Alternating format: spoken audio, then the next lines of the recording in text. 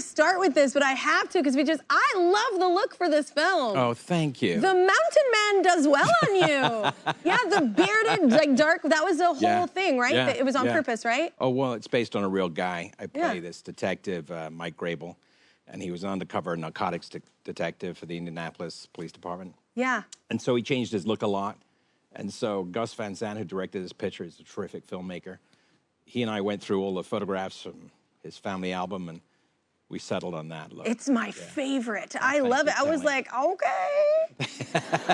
Like a throwback, man. I like it. I'm into it. Thank you. The film, I don't know if I've seen you in dark hair either. I was like, all right, beard game. The film is based on a true story, though, like you said, right? Which is kind of crazy. Yeah, it's amazing. It's a kidnapping that took place in Indianapolis in 1977.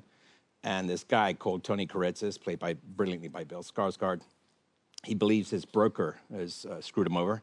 So he decides to take matters into his own hands and kidnaps his broker and wires a shotgun to his neck and holds him captive. As you do. For 63 hours in a police standoff. And I play a detective who actually knew Kuritzis. So we hung out at the same cop bar together, and my character thought he was crazy.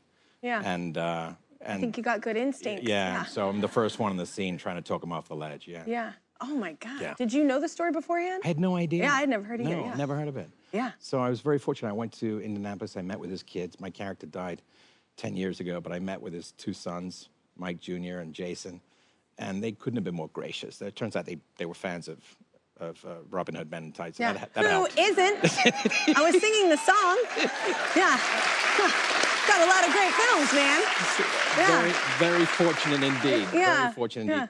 And they couldn't have been more gracious. They opened up their family albums to me, and audio and video and his so you diary. Really lock in so I really locked him in. So it was really, it was a joy. Yeah, and that brilliant hair and beard.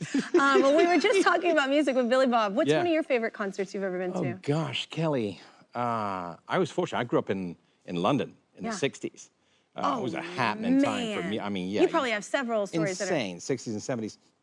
You couldn't switch on the radio without hearing the Beatles' newest single or Rolling Stones. I remember I was 10.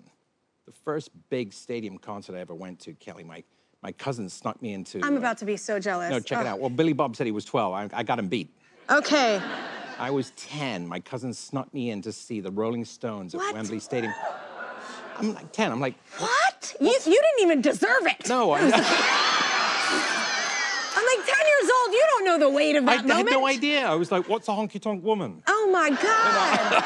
But what a teachable moment, you know? It changed me completely. Oh, man. Yeah, it was great. That's great. Yeah, there's so many great concerts. Everybody goes through London, too. No. Well, Cary worked with another legend who we tragically lost last month, Princess Bride director Rob Reiner. Yeah. So many great films, like such a part of our lives, like via film. Yeah. What was a good moment working with him? Oh, God, you know, I'm still trying to process it, Kelly. Yeah, you know, it's horrible. My wife and our kid were very close to their family, and he changed my life, you know, by casting me in that role as Wesley. I mean, it gave me the career and life I have today. And he was all about the joy, Kelly.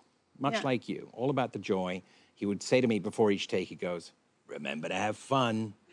Yeah. And I took that as a philosophy, both in my work and in my life, just to remember not to sweat the small stuff. You know what I think is good about that is it removes your ego. Totally. Like if you're focusing on having a good time. He was completely without pretense, Rob. Yeah. No, I mean, what you saw is what you got. He was full of love. Just a sweet, sweet human. And obviously amazingly talented. Yeah. Oh, I mean, what an amazing... He showed me Stand By Me, the first screening in London, on my own. He's like, I'm going to give you the whole theater you watch. You like it? Okay, great. Very modest about his work, by the way. Yeah. And I sat in that theater watching River Phoenix and Will Wheaton, all these kids. I'm like, I was sobbing by the end. I love that film, and I thought, wow, I'm working with this guy. Yeah. You know? Better bring my A game. Better bring my A game. Yeah. Yeah, it was really great. Yeah. Yeah. No, he was lovely. That's awesome, Just man. lovely. Yeah.